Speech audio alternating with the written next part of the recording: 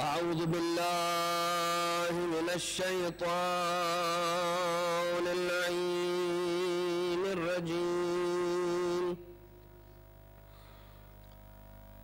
بسم الله الرحمن الرحيم. حمدا لك يا ذا الجود والإحسان والفضل والطول والامتنان، وصلاة وسلاما على من لا ينطق عن الهوى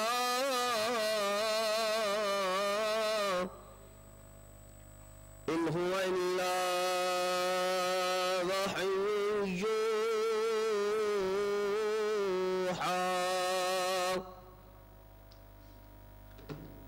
حبيب قلوبنا وشفيع ذنوبنا وطبيب نفوسنا، مولانا ومولى الثقلين، جد الحسن والحسين، أبي القاسم المصطفى محمد.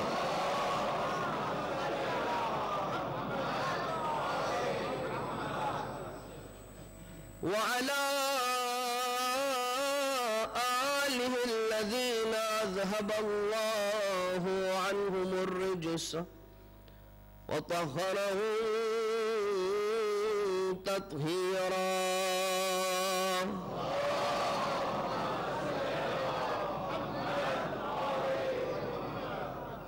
لا سيما على الإمام المنتظر والحجة الثاني عشر، واللعنة الدائمة على أعدائهم أجمعين من الأزل إلى قيام يوم الدين.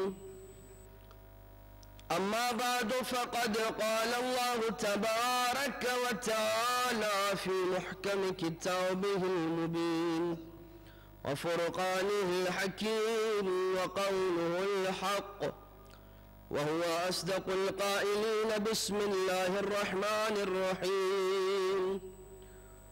اذكروني واذكركم واشكروني ولا تكفرون. الصلوات.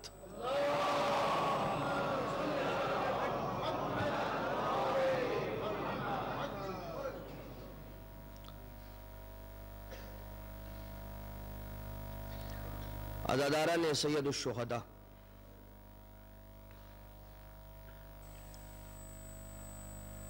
ایک مرتبہ پھر سے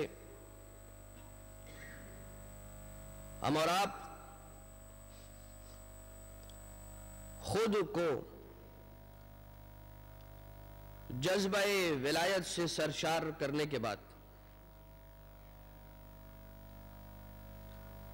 حاضر کر چکے ہیں اس فرش پر کہ جسے فرش عزاء حسینی کہا جاتا ہے.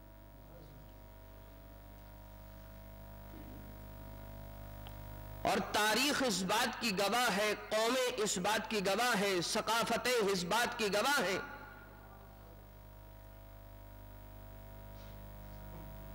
کہ اہل بیت محمد مصطفیٰ نے کبھی اپنے نئے سال کا آغاز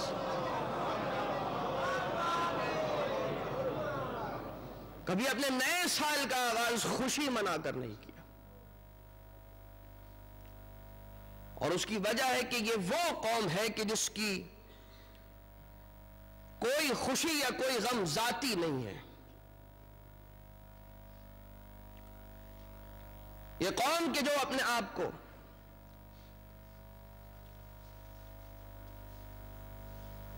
محبان اہل بیت کہا کرتی ہے، شیعہ حیدر کرار کہا کرتی ہے،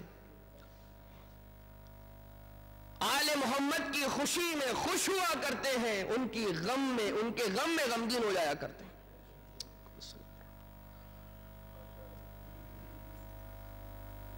اور وہ راتیں کہ جن راتوں میں خود ہمیں سیرت اہل بیت میں ملتا ہے کہ جب یہ راتیں آ جایا کرتی تھی تو پھر کبھی اہل بیت کے چہروں پر مسکراہٹ اور ہنسی نہیں ہوا کرتی تھی. اور یاد رکھ لیجئے گا عزیزو، فقط ہم اور آپ یہاں پر آ کر اس فرش عزا پر نہیں بیٹھے ہیں. یاد رکھیے گا، جس مظلوم کی مجلس میں ہم اور آپ بیٹھے ہیں، یا جس مظلوم کی مجلس اب کائنات کے جس گوشے میں، جس چپے پر برپا کی جا رہی ہے، ایک دکھیاری ماں ہے کہ جو اس مجلس میں آ کر بیٹھ جایا کرتی. یہ اور کوئی نہیں، حسین کی دکھیاری ماں فاطمہ زہرا سلام اللہ علیہا ہے.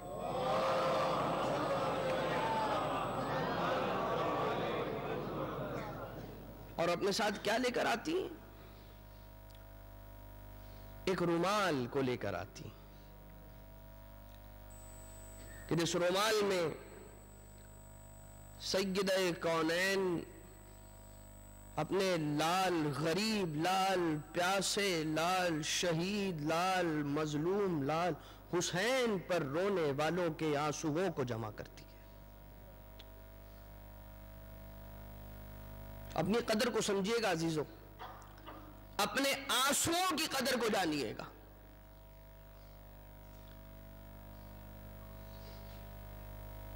لہذا اس بی بی کو خالی ہاتھ نہ جانے دیجیے گا یہاں سے.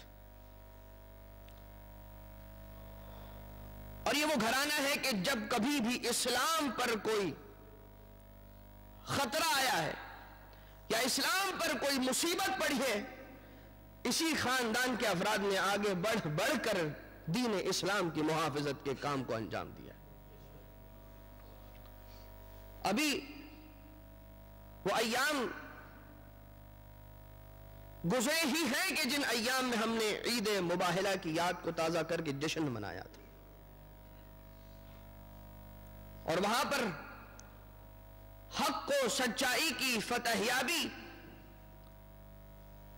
انہی افراد کے مرہون منت عمل میں آئی تھی کہ جن کا تعلق خانوادہ عصمت و طہارت سے تھا. بس عزیزان محترم، ہم اور آپ یہاں پر آقا سید الشہداء کا غم منانے کے لیے اپنے آپ کو لباس عزا میں مزین کر کے حاضر ہو گئے ہیں، اس طرح سے کہ جس طرح سے بارگاہ امام حسین میں حاضر ہو چکے ہیں. اور جب کبھی بھی افق عالم پر محرم کا چاند نمودار ہوا کرتا ہے تو فرش زمین پر بشریت کا ہر فرد حسین کے غم کو منانے میں مشغول ہو جاتا ہے. تو آسمانوں پر ملائکہ کی صف ماتم بچ جاتی ہے. زمین پر کس انداز سے حسین کا غم منایا جاتا ہے؟ کہیں پر سبیلیں لگائی جاتی ہیں، کہیں پر سیاہ پرچموں کو لہرایا جاتا ہے، اپنے بچوں کو سکہ بنایا جاتا ہے، تعلیم دی جاتی ہے کہ دیکھو ہم جس در کے غلام ہیں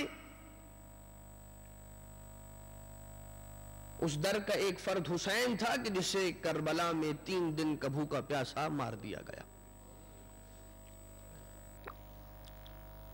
تو آسمانوں پر کس انداز سے ملائکہ کے درمیان ماتم حسین ہوتا ہے، عزائے حسینی ملائکہ کس انداز سے برپا کرتے ہیں. خدا تعالی محرم کے آغاز پر تمام کے تمام ملائکہ کو ایک مقام پر جمع کر لیا کرتا ہے، اور اس کے بعد آقا حسین علیہ السلام کا وہ خون آلودہ کرتا معلق کر دیا جاتا ہے. سارے کے سارے ملائکہ جمع ہو جاتے ہیں. اس خون آلودہ کرتے کے گرد جمع ہونے کے بعد حسین مظلوم کی شہادت کو یاد کر کر کے اس تازہ خون کو دیکھ کر گریا کیا کرتے ہیں، زاری کیا کرتے ہیں، شیون کیا کرتے ہیں.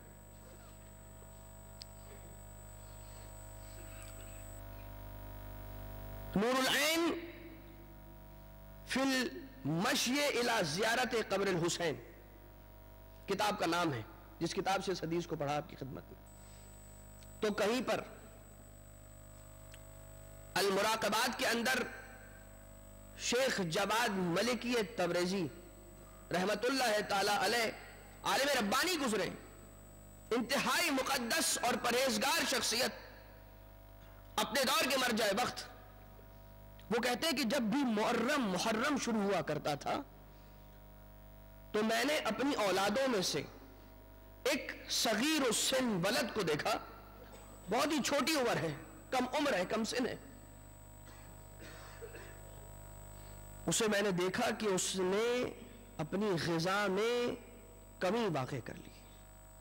اسے کسی نے نہ سمجھایا تھا، کسی نے اسے کہا نہ تھا، اس نے خود اپنے تن نہیں معلوم کیا محسوس کیا. اب اگر شوربہ اور روٹی اس کے سامنے رکھا جاتا تھا تو وہ فقط روٹی کھا کر اکتفا کر لیا کرتا تھا، اور اس انداز سے کہ جیسے اسے کچھ معلوم ہی نہیں. پھر خود آگے رقم تراز ہوتے ہیں، کہتے ہیں کہ جب بھی لہو پاکیزہ ہوا کرتا ہے اس لہو سے خود بخود یا حسین کی صدا آیا کرتی. تو اگر ہم اور آپ یہاں پر بیٹھ کر سیدہ عالمیان سلام اللہ علیہا اور زمانے کے امام کو پرسہ دینے کے لیے بیٹھے،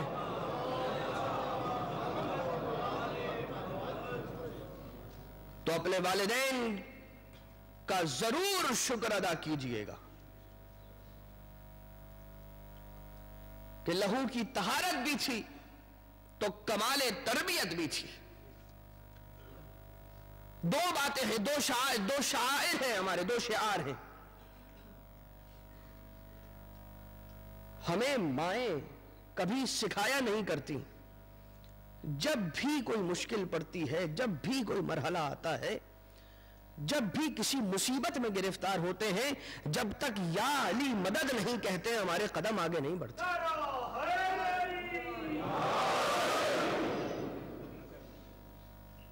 جب تک مولا کا نام نہیں لیتے ہیں ہم آگے نہیں بڑھتے. اور بچپن ہی سے عزا خانوں میں لے جا کر ہماری ماؤں نے کبھی زبان سے کہا نہیں، کبھی ہمارا ہاتھ پکڑ کر سینے پر مارا نہیں، حسین کا نام آتا ہے اور ہاتھ سینے پر پڑ جایا کرتا.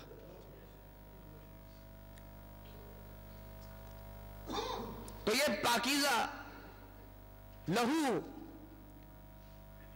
کے مصادیق ہے کہ جو اس وقت یہاں اس عزا خانے میں جمع ہو گئے ہیں، اس کا غم منانے کے لیے، اسے یاد کرنے کے لیے کہ جس نے اپنا سب کچھ حفاظت دین خدا میں قربان کر دیا.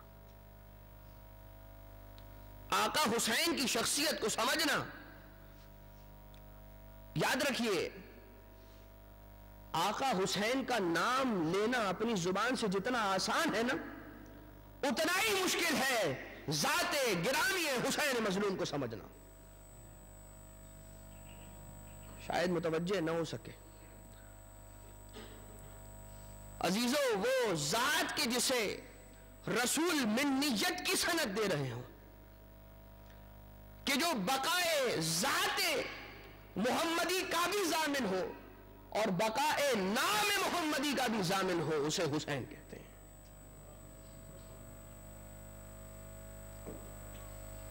آقا ابھی بچپن کا عالم ہے. دیکھیے رسول اکرم متعدد مقامات پر جب بھی آقا حسین کا موقع ہوا کرتا تھا تو بالکل ہٹ کر عمل انجام دیا کرتے تھے، ایسا کہ ساری عالم اسلام کی نظریں رسول اور حسین پر ہو اور سارے ہمت اندوش ہو جائیں اور کچھ سبق لے کر جائیں آقا حسین سے، حسین کے بارے میں. کہیں پر سجدے کو طول دے رہے ہیں، اور رہتی دنیا تک کے آنے والے مسلمان اور مومنین کو یہ سبق دے کر جا رہے ہیں کہ دیکھو یہ نانا اور نواسے کی محبت نہیں ہے، یہ نبوت کی وہ ضرورت ہے کہ جس کا نام حسین کی شکل میں امامت ہے،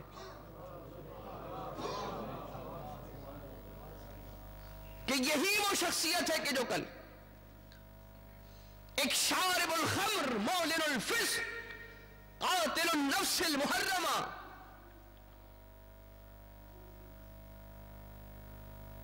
جب اٹھنے کے بعد توحید کا بھی انکار کر دے گا، رسالت کا بھی انکار کر دے گا، تو یہی تو وہ ہوگا میرا لال کہ جو آ کر توحید کے پیغام کو بھی بچائے گا اور نبوت اور رسالت کو بھی بچائے گا۔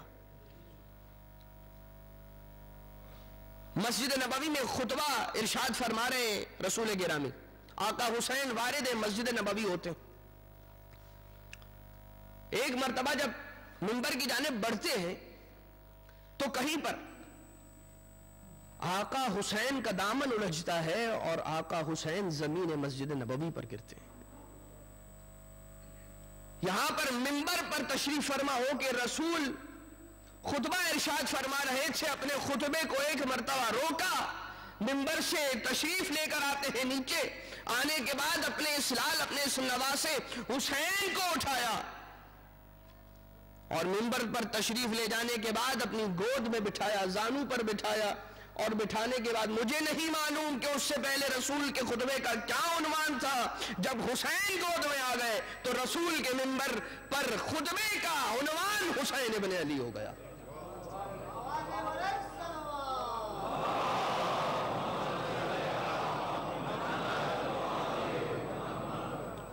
اور فرمایا ھذا حسین فاعرفوہ، یہ حسین ہے بس اسے جان لو، اسے پہچان لو۔ آقا نے دو ہی شخصیتوں کو دکھا دکھا کر پہچانوایا ہے، یا حسین ابن علی کو زانو پر بٹھا کر، یا علی ابن ابی طالب کو غدیر میں ہاتھوں پر اٹھا کر من کنت مولا ہو فہذا علی مولا۔ اس کا مطلب یہ ہے کہ دو ایسی شخصیتیں ہیں کہ جن پر کوئی سمجھوتا نہیں ہو سکتا۔ ایک دین اسلام کی شریعت اسلام کی مرکزی قیل کی حیثیت رکھتی ہے ولایت کی شکل میں علی ابن ابی طالب، تو دوسرا محافظ ولایت حسین ابن علی۔ اگر ہم اور آپ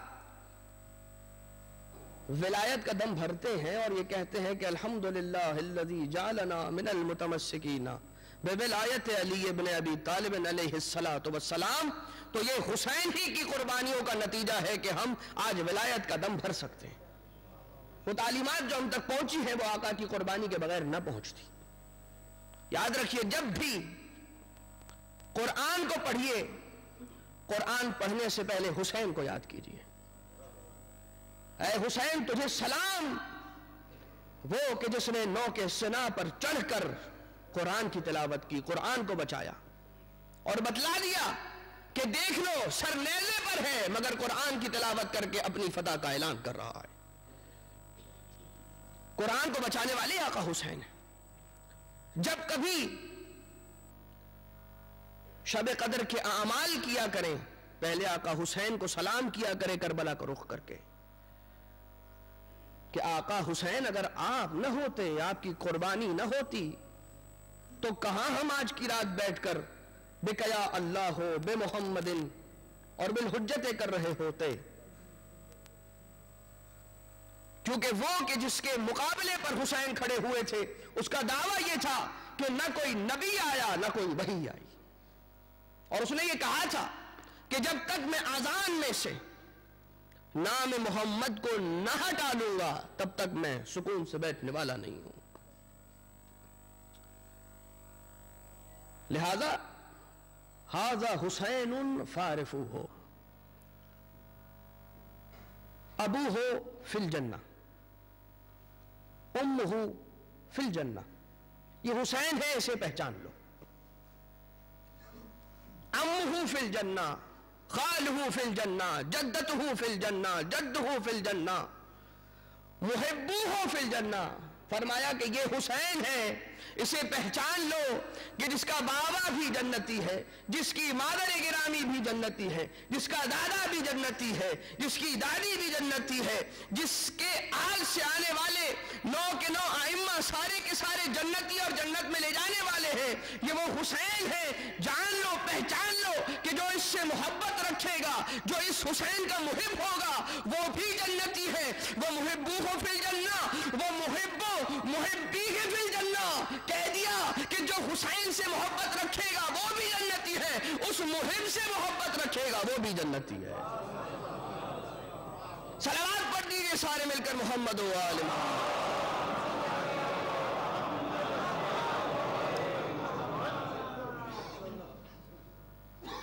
تو آقا حسین کا نام لینا جتنا آسان ہے اتنا ہی مشکل ہے ذات حسین ابن علی کو سمجھنا کہ ظرف عقل انسانی چھوٹا ہے، ذات گرامی حسین ابن علی بڑی ہے۔ فرعون خدا کے مقابلے پر اپنی وحدانیت کا، اپنی الوہیت کا اعلان کیا، اور ایک دن طیش میں آنے کے بعد یہ کہتا ہے، سارا مجمع سامنے موجود ہے اور اس کے سامنے اپنی حقانیت کو ثابت کرنے کے لیے فرعون کہتا ہے، ٹھیک ہے تم موسیٰ کے خدا کو مانتے ہو نا، کوئی مسئلہ نہیں ہے، آج ہم موسیٰ کے خدا کا بھی کام تمام کر دیے دیتے ہیں۔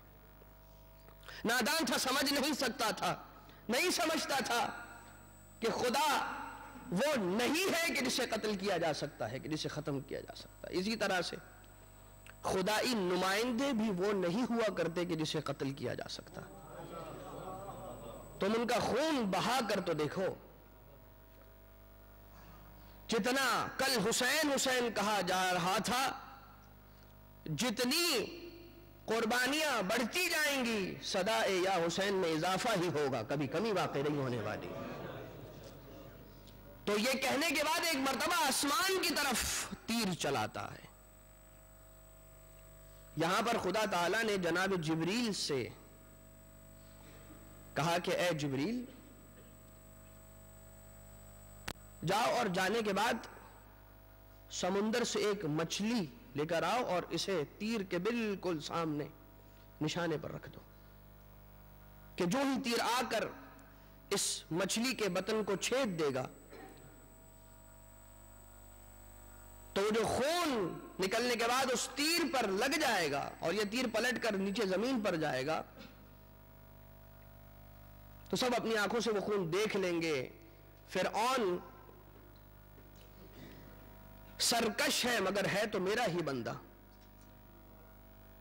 میں نہیں چاہتا کہ یہ میرے دروازے سے خالی ہاتھ جائے، لہذا اس مچھلی کو اس تیر کے نشانے پر رکھ دیا جائے۔ یہ امر تو انجام پا گیا، مگر عزیزان محترم نتیجتاً اس مچھلی نے ایک شکوہ کر دیا، کہا کہ اے خالق کائنات، تو نے اپنے مخلوقات میں سے ایک خلق کو خوش کرنے کے لیے دوسری خلق کو بیجا قربان کر دیا۔ یہ بات شہید ثالث قاضی نور اللہ شستری کی کتاب سے آپ کی خدمت میں عرض کی جا رہی ہے، رحمت اللہ تعالی علیہ۔ اب کہ جب اس شکوے کو سنا تو خدا تعالیٰ نے یہ اعلان کیا، اے مچھلی تجھے ایک تیر ناحق لگا، اس کے نتیجے میں تجھے اجر یہ دیا جا رہا ہے کہ قیامت تک تجھ سے ذبح کو اٹھا لیا گیا ہے۔ اب جو ذبح کی سختی ہے اسے تجھ سے اٹھا لیا گیا ہے۔ قیامت تک کے آنے والے انسان تجھے کبھی ذبح کرنے کی انہیں ضرورت نہ ہوگی، تجھے نکالا کریں گے، اور جب تیرا دم ٹوٹ جائے گا تو وہ ان کے استفادے کے لیے تیار ہو جائے گی، آمادہ ہو جائے گی. مگر عزیزان محترم، یہاں پر قاضی نور اللہ شستری کا قلم روکا نہیں. ایک ناحق تیر لگا اس مچھلی کو، خدا تعالیٰ نے قیامت تک کے لیے اس پر سے ذبح کی سختی کو اٹھا لیا. قاضی نور اللہ شستری لکھتے ہیں کہ اس مچھلی کو ایک ناحق تیر لگا تھا، میرے آقا حسین کے جسم اقدس پر 1900 تیر کے زخم تھے. یہی وجہ ہے کہ خدا تعالیٰ نے اس قربانی کے نتیجے میں ہر زبان پر ذکر یا حسین کو عام کر دیا. اور سارا سال آپ دیکھیے، ہر شب جمعہ امام حسین علیہ السلام کی زیارت وارثہ کو مستحب قرار دیا گیا. عید الفطر ہے زیارت امام حسین کربلا کی طرف رخ کر کے پڑھنا ہے. عید قربان ہے کربلا کا رخ کرنا ہے اور زیارت امام حسین پڑھنی ہے. روز عرفہ زیارت امام حسین ہے. پہلی رجب کے دن مخصوصی ہے زیارت امام حسین علیہ السلام. 15 رجب زیارت امام حسین، 15 شعبان زیارت امام حسین. فقط مناسبتوں پر نہیں بلکہ مولا کائنات علیہ السلام کے روضے پر بالائے سر کھڑے ہوئے ہیں. آقا علی ابن ابی طالب علیہ السلام کو سلام کر چکے ہیں. ایک مرتبہ مفاتیح الجنان پڑھتے پڑھتے ہماری نگاہ پڑی، کیا لکھا ہے امام صادق علیہ السلام نے. اس کے امام علی ابن ابی طالب کی زیارت پڑھنے کے بعد اپنا رخ کربلا کی طرف موڑ لے اور زیارت امام حسین اس انداز سے اور اس کیفیت کے ساتھ تلاوت کرے. تو یہ میرا وہ آقا ہے کہ جنہوں نے اپنی قربانی کو پیش کیا اور سارے کے سارے انبیاء کی محنتوں کو بچا لیا. یاد رکھیے گا، آقا حسین علیہ السلام ہے، آپ کے سر اقدس پر 1.25 لاکھ انبیاء کی محنتوں کا تاج ہے. اور سوال فقط ایک ہی ہے، بیعت کا سوال. اور آ کر بیعت لینے کے لیے آقا حسین سے یہ کہا جاتا ہے کہ ہماری بیعت کر لیجئے، آپ کی جان مال آبرو محفوظ ہو جائے گی. اب ایک جانب یا تو آقا حسین بیعت کر لیں اور اپنی جان محفوظ کروا لیں، یا اپنی جان قربان کر دیں اور سارے کے سارے انبیاء کی محنتوں کو بچا لیں. یہاں پر دولت کی کشش، کرسی کا نشہ، لشکر کی کثرت، طاقت کی ہیبت، یہ سب کچھ آقا حسین سے کہہ رہے تھے کہ حسین بیعت کر لیجئے. اور بیعت کرنے کے نتیجے میں حسین کا گلا نہیں کٹے گا، آقا حسین کا گھر اجڑنے سے بچ جائے گا. مگر دوسری جانب آدم کا علم، نوح کا عزم، عیسیٰ کی ہیبت، موسیٰ کا زہد، ابراہیم کی خلت، محمد کی نبوت و رسالت، علی کا جلال، حسن کا جمال، فاطمہ کی عصمت، یہ سارے حسین ابن علی سے کہہ رہے ہیں حسین بیعت نہ کرنا. یہی تو وجہ ہے کہ ہم زیارت وارثہ میں کیا پڑھتے ہیں؟ السلام علیکہ یا وارثہ آدم صفت اللہ، السلام علیکہ یا وارثہ نوح نبی اللہ. آپ آدم کے بھی وارث ہیں، آپ نوح کے بھی وارث ہیں، آپ موسیٰ کے بھی وارث ہیں، آپ عیسیٰ کے بھی وارث ہیں، آپ ابراہیم کے بھی وارث ہیں، آپ محمد مصطفیٰ، علی مرتضیٰ، فاطمہ زہرا، سارے کے سارے معصومین انبیاء تمام کے وارث ہیں. کیوں؟ آپ نے تمام کی محنتوں کو بچا لیا، اپنا گلا بھی دے دیا، اپنے آوان و انصار کو بھی قربان کر دیا. جناب جوش نے بالکل صحیح فرمایا کہ مانا کہ کیا مولا امام حسین علیہ السلام کے سامنے کیا چیز کی تھی کہ جو خطرے میں تھی کہ جس کے لیے امام نے اپنی جان کو قربان کرنا بالکل بجا سمجھا. نہ کوئی وحی آیا نہ کوئی نبی آیا، نہ کوئی وحی آئی نہ کوئی نبی آیا، وحی کا انکار کر کے عقیدہ توحید کا انکار کر رہا ہے، نبی کا انکار کر کے عقیدہ رسالت کا انکار کر رہا ہے. آقا حسین نے دیکھا کوئی نہ بولا، کسی نے نہ کہا. یہی وجہ تھی کہ جب ایک مرتبہ کسی نے سوال کیا کہ اگر حسین کی قربانی نہ ہوتی تو کیا نتیجہ ہوتا، فقط ایک ہی جواب، ایک ہی جملے میں وہ یہ کہتے ہیں کہ اگر حسین کی قربانی نہ ہوتی تو پھر جمعہ کی نماز بدھ کے دن پڑھائی جاتی.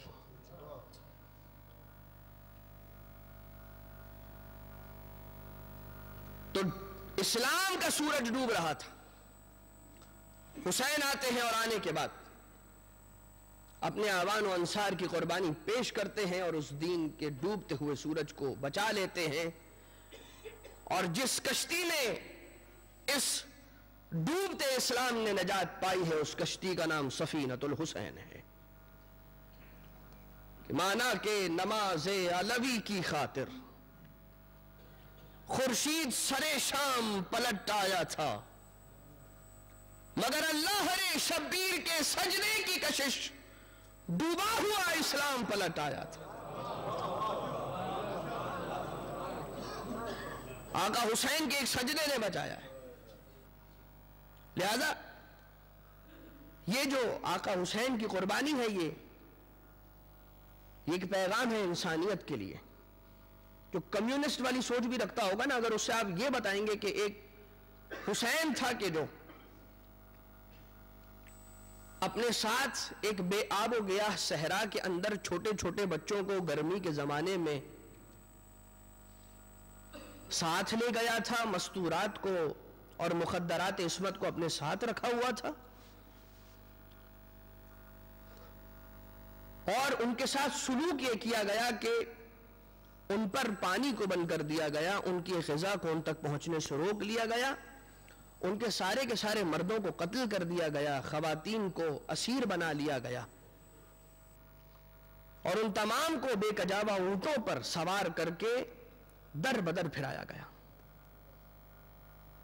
تو جو اس قسم کی سوچ رکھنے والا بھی شخص ہوگا، آپ اس سے پوچھیں گے کہ یہ عمل کیسا ہے تو وہ کہے گا غلط ہوا، یہ ٹھیک نہیں ہوا.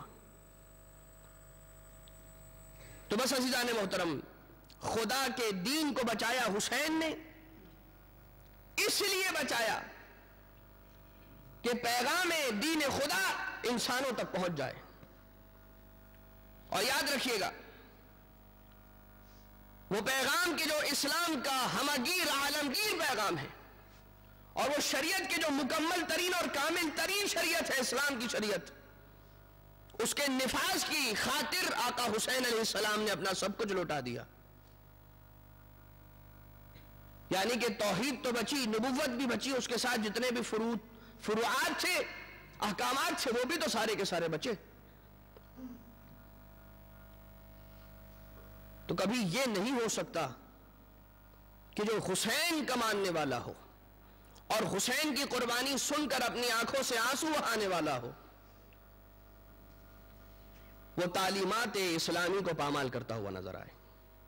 یہ نہیں ہو سکتا. بعض اوقات یہ کہا جاتا ہے کہ آپ کچھ اصلاحی نکات بھی بیان کر دیا کریں. میرا فقط یہ جواب ہوا کرتا ہے کہ میں اس بات کا قائل ہی نہیں ہوں کہ میرے سامنے کوئی ایک بھی ایسا شخص بیٹھا ہو کہ جو علی کو اپنا مولا مانتا ہو اور اپنی نماز قضا کرتا ہو. یہ ہو نہیں سکتا. اس کی وجہ یہ ہے کہ جس علی علیہ السلام کی ولایت کا اعلان غدیر خم میں ہوا ہے،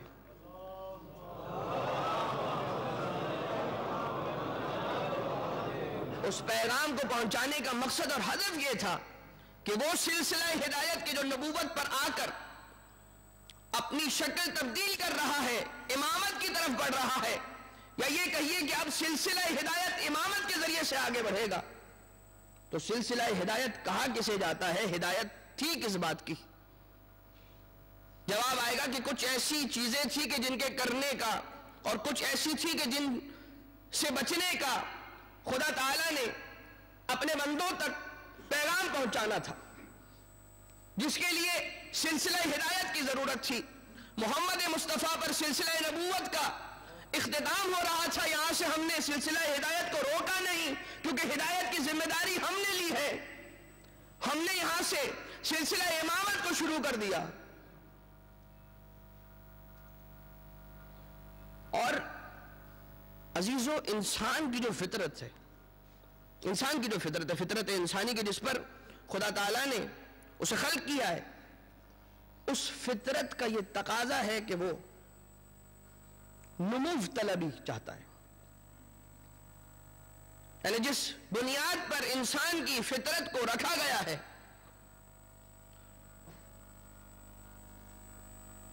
اس کی خواہش ہوتی ہے کہ ہر آنے والا دن وہ ہر اعتبار سے کل کی نسبت بہتر ہو، اور یہ تمام تر شعبجات کے اندر بات ہوگی۔ آپ اقتصاد کی مثال لے لیجئے، ہے جستجو کہ خوب سے ہے خوب تر کہاں،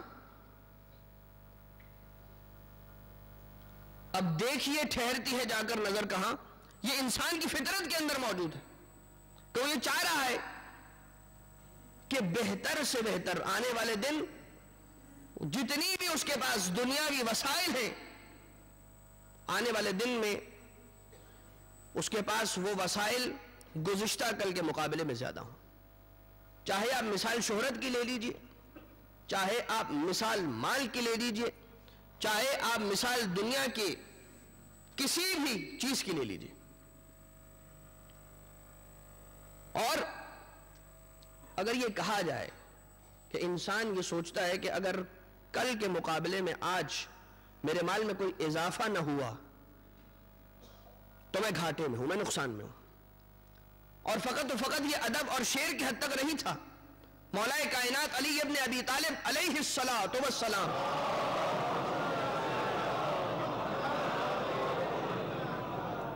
فرماتے کہ من ساواہ یومان، ہر وہ شخص کے جس کے 2 دن ایک جیسے ہو فہو مغبون،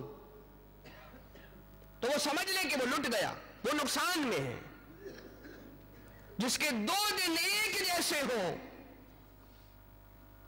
وہ اس بات کو درک کر لے کہ وہ نقصان میں۔ تو اقتصاد کی اگر بات کی جائے کہ کل کے مقابلے میں، یعنی گزشتہ کل اور آئندہ کل، میں دیکھ رہا ہوں کہ میرے پاس وسیلہ جو تھا یا جو میرے وسائل تھے وہ برقرار ہیں اسی لیول کے اوپر کہ جہاں پر کل تھے، یعنی میں آگے نہ بڑھا، میں نقصان میں ہوں۔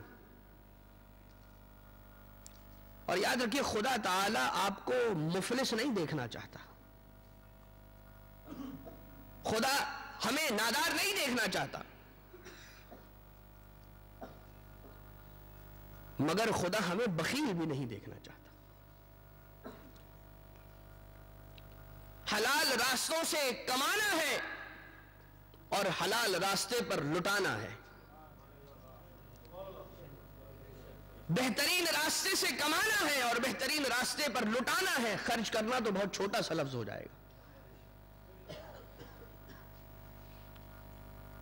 تو انسان یہ سوچتا ہے کہ اگر میں اپنے وسائل کو دن بدن بڑھانے میں کامیاب نہ ہوا تو پھر اس کا مطلب یہ ہے کہ میں نقصان میں ہوں۔ مادیات کے بارے میں تو انسان بہت خوب انداز سے غور و فکر کرتا ہے، مگر جب بات آتی ہے تو فقط اتنا کہا جاتا ہے کہ انسان کا وجود فقط مادیات سے نہیں بنا،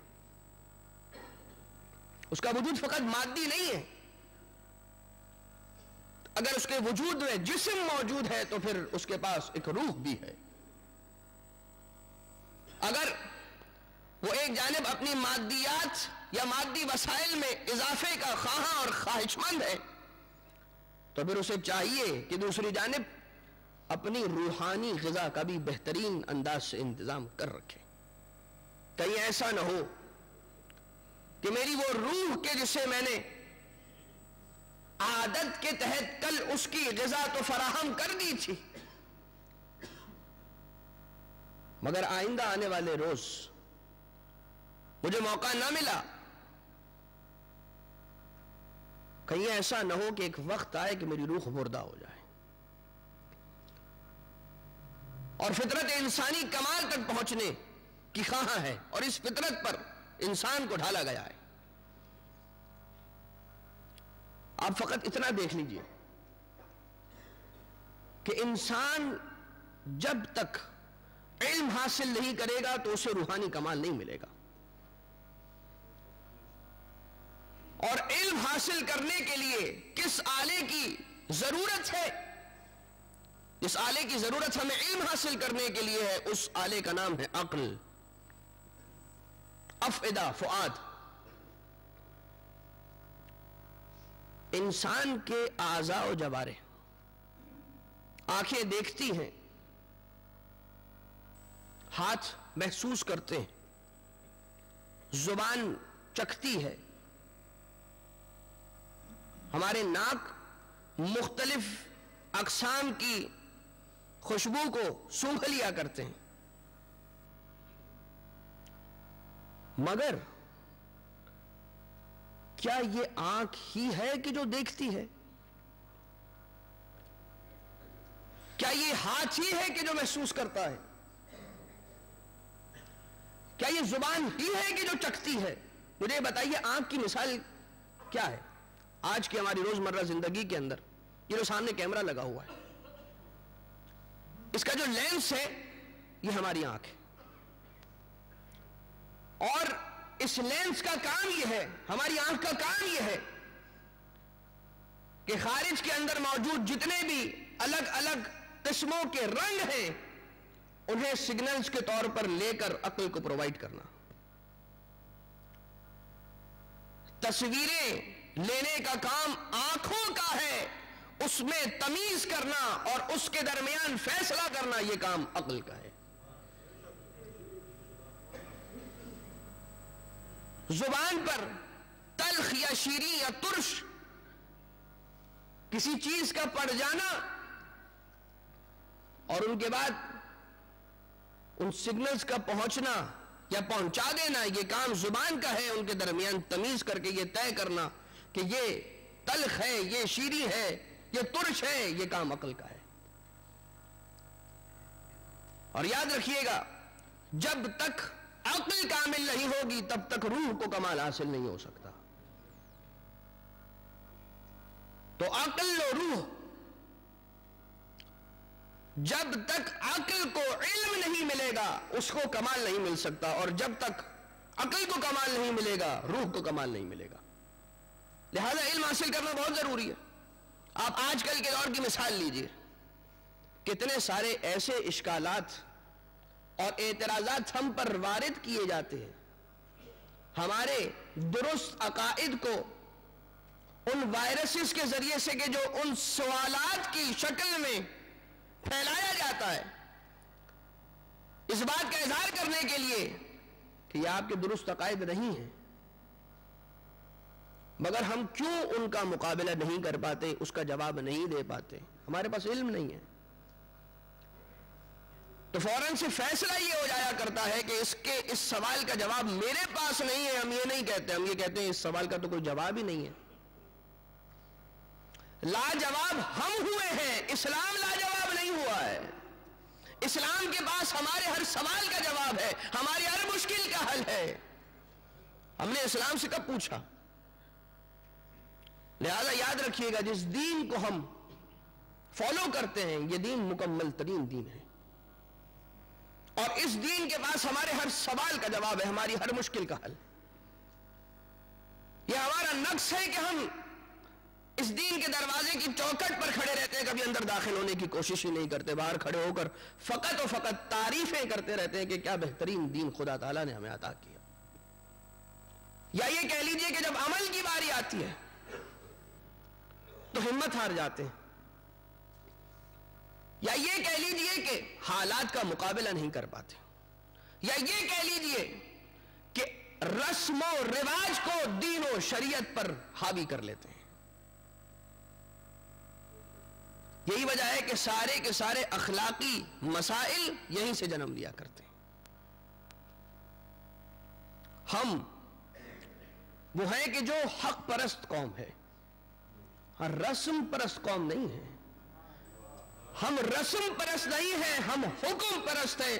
جو خدا کا حکم آ جائے گا، جو محمد مصطفیٰ کہہ دیں گے، ہم اس پر عمل کر لیں گے، ہم اسے مان لیں گے۔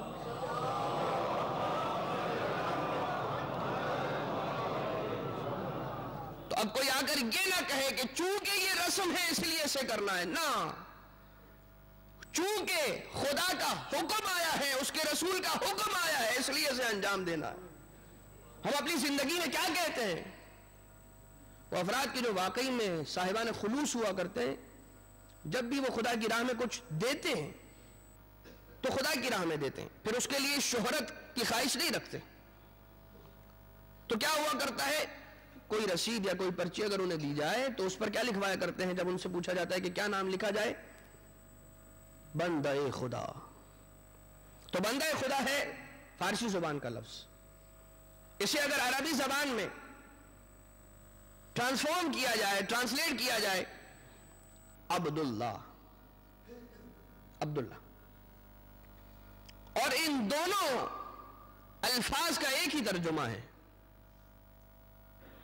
عبد کسے کہا جاتا ہے؟ بندے کو کہا جاتا ہے۔ بندہ یعنی کہ غلام۔ من بندے تو ام یا علی، میں آپ کا غلام ہوں یا علی، میں عبد ہوں۔ عبد یعنی کہ غلام۔ آپ ڈکشنری میننگز دیکھیے، عبد کے معنی کیا ہیں؟ غلام۔ تو جب ہم دعویٰ کرنے پر آتے ہیں تو ہم دعویٰ کرتے ہیں کہ ہم غلام ہیں، مگر جب منزل عمل پر آتے ہیں تو ہم کہتے ہیں ہم آقا ہیں، ہماری مرضی چلے گی۔ یہ کام بابا، یہ ہمارے اور ہمارے مولا کے درمیان کا مسئلہ ہے، آپ کون ہوتے ہیں بیچ میں بولنے والے؟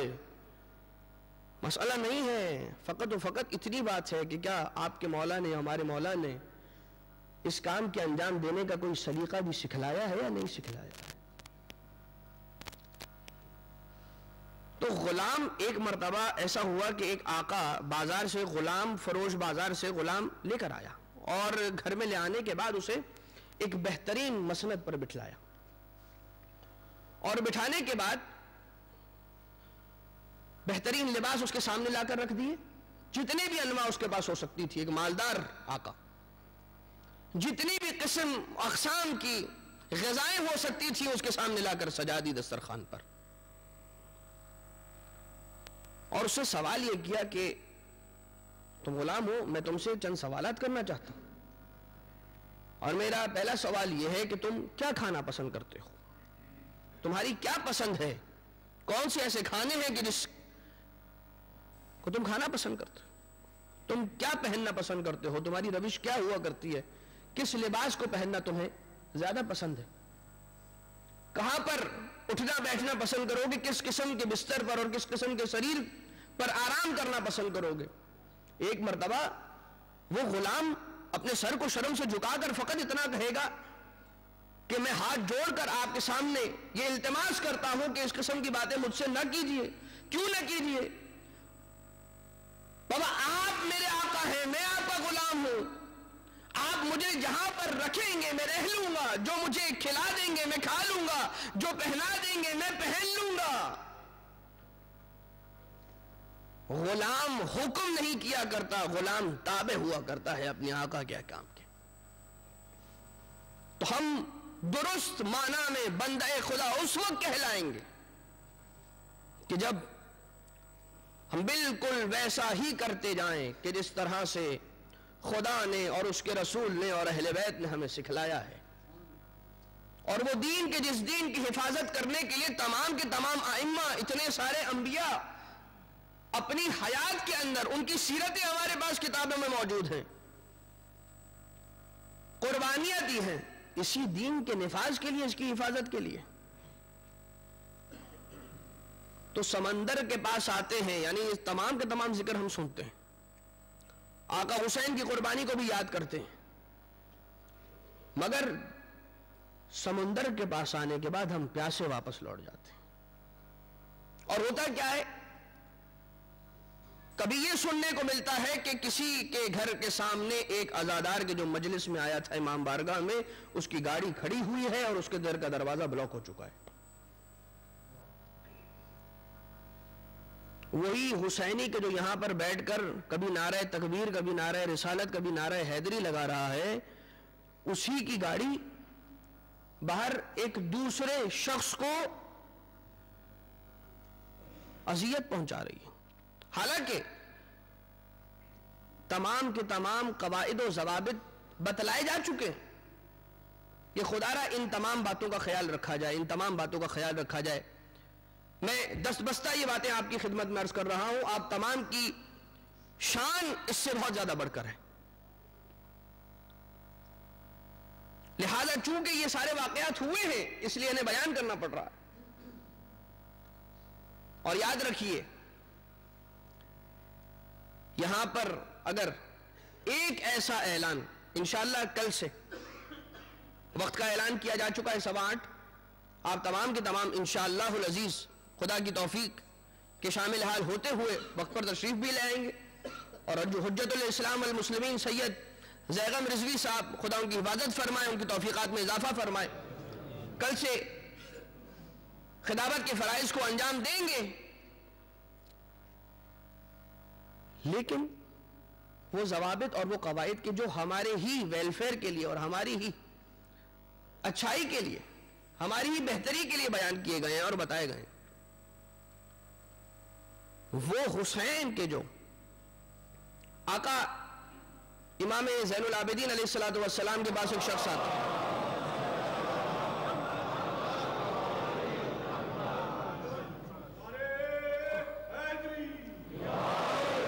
ایک صحابی آنے کے بعد چوتھے امام سے سوال کرتا ہے، آقا ایک شخص ہے کہ جس کی میرے پاس ایک امانت رکھی ہوئی۔ دیکھیے بہت ساری مرتبہ ہوتا ہی ہوا ہے کہ روایتوں میں کچھ ایسے نام ہوا کرتے ہیں کہ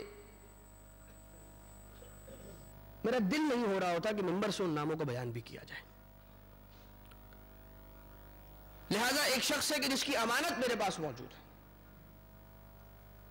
میرا کیا وظیفہ ہے اگر وہ آ کر مجھ سے امانت طلب کرے؟ چوتھے امام نے فقط یہی جواب دیا کہ تمہارا فرض ہے کہ اس کی امانت کو اسے لوٹا دو، چاہے وہ میرے والد کا قاتل ہی کیوں نہ ہو۔ اب مولا سے سوال کرنے کے لیے تو افراد یہاں پر بھی کھڑے ہو جائیں گے، آقا آپ یہ بات کر رہے ہیں؟ مولا کا فقط یہی جواب ہوگا جو 10ویں امام نے جواب دیا تھا اپنے ایک صحابی کے اسی قسم کا سوال کرنے پر، فکر نہ کر، یہ اس کا عمل ہے کہ جو ہمیں ستاتا ہے، اور یہ ہمارا عمل ہے کہ اس کی امانت کو بھی اس کے پاس لوٹا دیا کرتے ہیں، یہ ہمارا عمل ہے۔ لہذا وقت کی پابندی، موبائل فونز کا دوران مجلس یا سائلنٹ پر ہونا، سائلنٹ موڈ پر ہونا یا وائبریشن موڈ پر ہونا، تاکہ دیگر کی عبادتوں میں خلل واقع نہ ہو، وقت پر مجلس میں آنا، اپنی سواریوں کو یعنی اپنی گاڑیوں کو درست پارکنگ پر لگانا، صفائی ستھرائی کا خیال رکھنا۔ دیکھیے سید محمد حسین طباطبائی صاحب تفسیر المیزان کسی کے امام بارگاہ میں جاتے ہیں اور جانے کے بعد اس امام بارگاہ کی دیوار کو جانے کے بعد مس کرتے ہیں اور اسے بوسہ دیتے ہیں۔ کسی نے سوال کر لیا کہ آقا سید یہ کیا عمل انجام دے رہے ہیں؟ انہوں نے کہا کہ خاموش ہو جاؤ، یاد رکھو اس امام بارگاہ کی اینٹیں بھی قیامت میں شفاعت کرائیں گی، کیونکہ اب یہ اینٹیں معمولی نہ رہیں، یہ نور ذکر حسینی میں لبریز ہو چکی ہیں اور ان پر رنگ حسینی چڑھ چکا ہے۔ ہم اور آپ عقیدہ رکھتے ہیں نا، ہمارا یہ یقین ہے کہ جہاں پر حسین کی مجلس ہوتی ہے وہاں پر حسین کی ماں فاطمہ ضرور آتی ہیں۔ خدا رہا یہ چھوٹی چھوٹی سی باتیں ہیں، بہت سی مرتبہ کیا ہوتا ہے، انہی چھوٹی چھوٹی باتوں کو دیکھنے کے بعد غیر یہ فیصلہ کرتے ہیں کہ علی کا ماننے والا اگر ایسا ہوتا ہے تو ہمیں نہیں بننا علی جیسا، ہمیں نہیں بننا علی والا۔ لوگ تو چھوٹی چھوٹی چیزوں کو دیکھ کر فیصلہ کرتے ہیں، تو یہ بہت ہی چھوٹی سی بات ہے۔ کیا ہو جائے گا اگر 2 قدم ہمیں زیادہ چلنا پڑے گا تو جس طرح سے حسین کی زیارت پر جانے کے لیے ہر قدم پر ثواب ہے، مجلس حسین میں آنے کے لیے بھی خدا نے ہر قدم پر ثواب رکھا ہے۔ اور یہ ہم اور آپ سمجھتے ہیں کہ ہم چل کر مجلس حسین میں آتے ہیں، جسے حسین اذن نہ دے حسین کی مجلس میں نہیں آ سکتا۔ ہمیں بلایا جاتا ہے تو ہم یہاں پر آ پاتے ہیں۔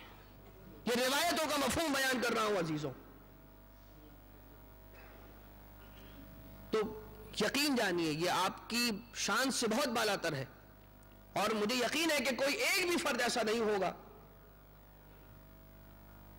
مگر پیشگی ان باتوں کا اعلان کیا جا رہا ہے تاکہ سرے سے ان اعلانات کی نوبت ہی نہ آئے۔ کیونکہ اگر ہم یہ تصور کر لیں کہ ہمارے پاس ان ایام میں کہ جب عروج پر مومنین کا رش ہوا کرتا ہے، اور اگر ایک اعلان بھی آ گیا کہ فلاں نمبر کی گاڑی ہے کہ جو غلط پارک ہوئی ہے، اور اگر اس اعلان کے انجام دینے میں کم ترین اگر ہم یہ رکھ لیں کہ 1 منٹ لگا، یا ہم فقط و فقط یہ کہہ لیں کہ 30 سیکنڈ لگے، آدھا منٹ لگا، تو یہ آدھا منٹ نہیں تھا، اگر 3000 کا مجمع تھا تو پھر اس آدھے منٹ کو 3000 سے ضرب دیجئے، اتنا وقت ضائع ہو گیا۔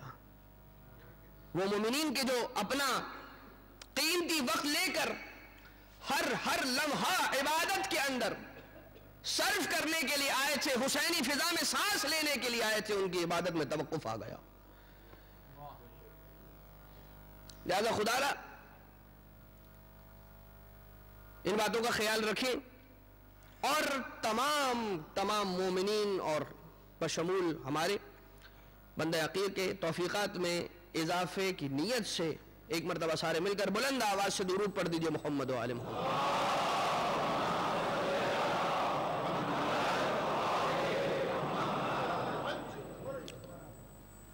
لہذا عزیزان محترم و ایام آ چکے کہ جن دنوں میں، جن راتوں میں فاطمہ زہرا کے گلشن کے اجڑنے کی خبر آئی ہے، اور چند ہی دن ہیں، وہ دن آنے والا ہے کہ اب فاطمہ زہرا کا ہنستا کھیلتا گھرانہ اس انداز سے اجڑے گا کہ پھر کبھی بسے گا نہیں۔ مدینہ ویران ہو گیا، حسین نے مدینے کو چھوڑا ہے، مکے میں حسین کو حج نہیں کرنے دیا گیا، اور آقا حسین کی منزل اب عراق ہے، اور وہ سرزمین ہے کہ جس سرزمین پر کسی نبی کو امان نہ ملی۔ ابراہیم اسی سرزمین پر گھوڑے سے گرے تھے،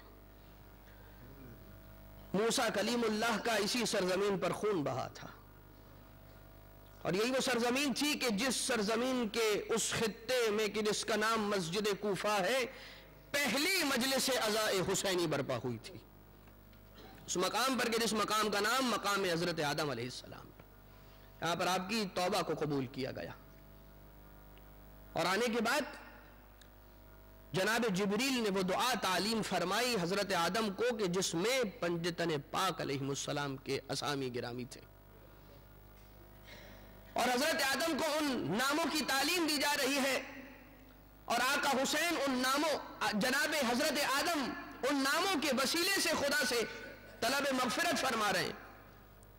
نام محمد زبان پر آیا، نام علی مرتضی و فاطمہ زہرا و حسن مجتبی، مگر جب نام حسین حضرت آدم نے اپنی زبان سے لیا، ایک مرتبہ تڑپ کے پوچھتے ہیں اے جبریل، اے امین وحی خدا، یہ حسین کون ہے کہ جس کا نام لے کے میرا دل تڑپ گیا؟ یہ کون سی شخصیت ہے؟ ابھی تو نے اپنی زبان سے نام حسین لیا، میرا دل بے قرار ہو گیا۔ کہا جناب آدم یہ وہ ہیں کہ جنہیں کرب و بلا کی زمین پر آخری نبی کا نواسا ہے، 3 دن کا بھوکا و پیاسا شہید کیا جائے گا۔ ہاں عزیزو، آقا حسین پر گریہ اور ان پر مجلس اور ان پر رونا اور ان کا ماتم آپ کی ولادت سے پہلے ہی سے شروع ہو گیا تھا، اور ہر وہ نبی کے جس نبی کی تعلیمات کو حسین نے بچایا ہے، حسین کے اس احسان کا بدلہ ابھی حسین دنیا میں نہیں آئے، اپنی حیات میں موسیٰ نے گریہ کر کے اس حق کو ادا کرنے کی کوشش کی ہے کہ کوئی ایسا خدا کا صالح بندہ نہ رہ جائے کہ جو عبادت ماتم حسین سے محروم ہو جائے۔ ہاں عزیزان محترم، امام رضا علیہ السلام فرماتے ہیں یبن الشبیب ان کن تبا کیا فبکی علی جدی الغریب، کہ اے ابن شبیب، اے ریان ابن شبیب، یاد رکھو جب بھی تمہیں کسی غریب اور مظلوم پر رونا آ جائے تو پہلے ہمارے جد حسین پر گریہ کر لینا، کیونکہ ہمارے جد حسین کو پردیس میں مارا گیا، وَقُتِلَهُ عَطْشَانًا، ہمارے جد حسین کو پیاسا ذبح کیا گیا، پانی نہیں دیا گیا۔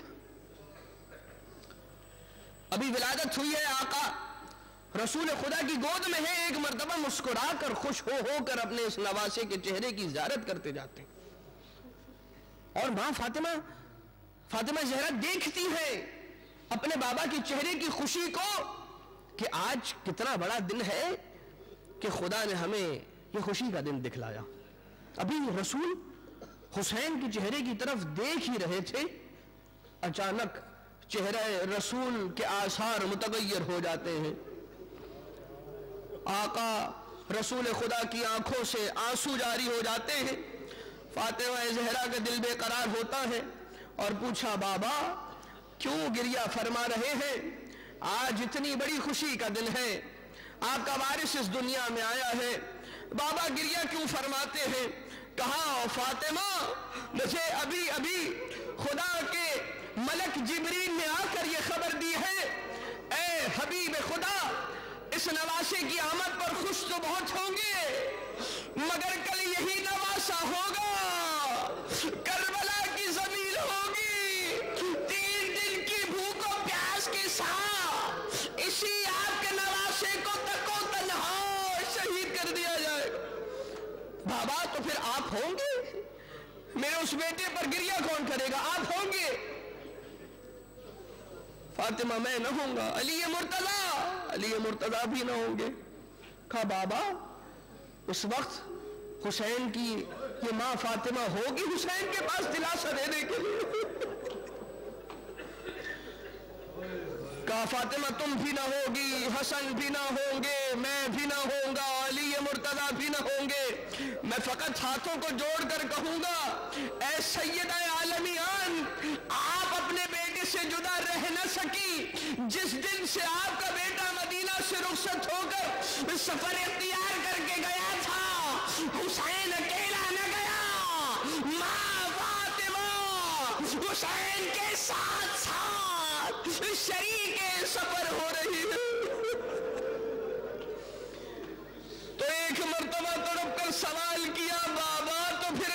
بیٹے پر روئے گا کون؟ فقط ایک مرتبہ رسول نے جواب دیا ہے فاطمہ فکر نہ کرو، زمانے آخر میں خدا تعالیٰ ایک ایسی قوم کو پیدا کرے گا، اس قوم کے بچے تیرے حسین کے بچوں پر روئیں گے، اس قوم کے بوڑھے تیرے حسین کے بوڑھوں پر، ایک قوم کی عورتیں تیرے حسین کی عورتوں پر روئیں گی۔ عزیزو ہم اسی قوم کا حصہ ہیں۔ آقا حسین کو بہت شوق تھا، بہت ارمان تھا کہ دفنایا جائے، بنی اسد کے بچوں کو بھی بلا کر وصیت کی تھی، مردوں کو بھی بلا کر وصیت کی تھی، خواتین کو بھی بلا کر وصیت کی تھی، مگر حائل مظلومیت سید شہداء نہ کفن نصیب ہوا، نہ غسل دیا گیا۔ کربلا کی تپتی زمین ہے، حسین کا بے گور و کفن لاشا، سرے مقتل ماں زہرا، واہ حسینہ کی صدائیں بلند کرتی جاتی ہے، واہ محمدہ کی صدائیں بلند کرتی جاتی ہے۔ بار الہا ان تمام سانسوں کو، ان تمام گریے سے بلند ہونے والی آوازوں کو کبھی کسی غم میں سوائے غم حسین کے نہ رلا۔ اے خدا تمام مومنین کی حاجتوں کو روا فرما، مریضوں کو شفا یابی عنایت فرما، اے خدا مرحومین کی مغفرت فرما۔ منتقم کربلا، وارث سید الشہداء، وارث ابا عبداللہ، زمانے کے امام کے ظہور میں تعجیل فرما، ہمیں ان کے مخلص انصار میں سے شمار فرما، گھروں کے ماحول کو آپ کی تربیت کے مطابق، تعلیمات کے مطابق ڈھالنے کی ہم سب کو توفیق عنایت فرما۔ ماتم حسین۔